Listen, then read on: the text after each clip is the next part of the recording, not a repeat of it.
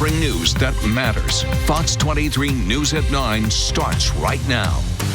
Tonight, we are hearing from the father of one of the victims in a mass murder in Henryetta, where the home known as the House of Horrors caught fire today. So glad you're with us. I'm Shay Rozzi. And I'm Morgan Martin. Investigators strongly believe this was a case of arson. The dad tells Fox 23 he was shocked. It's new at 9.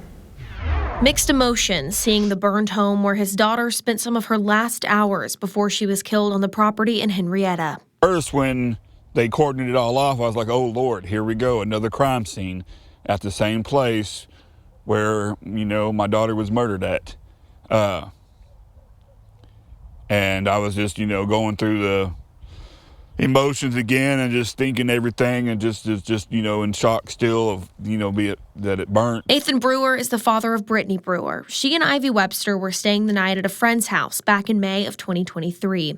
When investigators say Jesse McFadden killed the girls along with his wife Holly and her kids, Riley Allen, Michael Mayo, and Tiffany Guess, before taking his own life.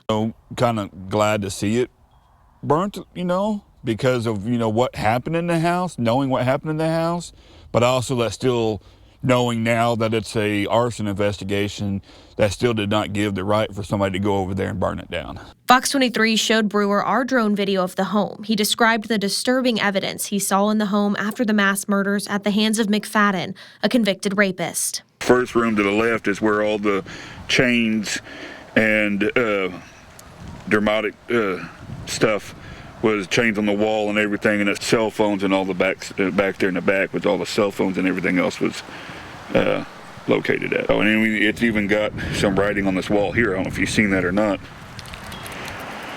That graffiti is something the Assistant State Fire Marshal James Fullingham tells me his office is investigating. I ruled out the fire being suspicious in nature.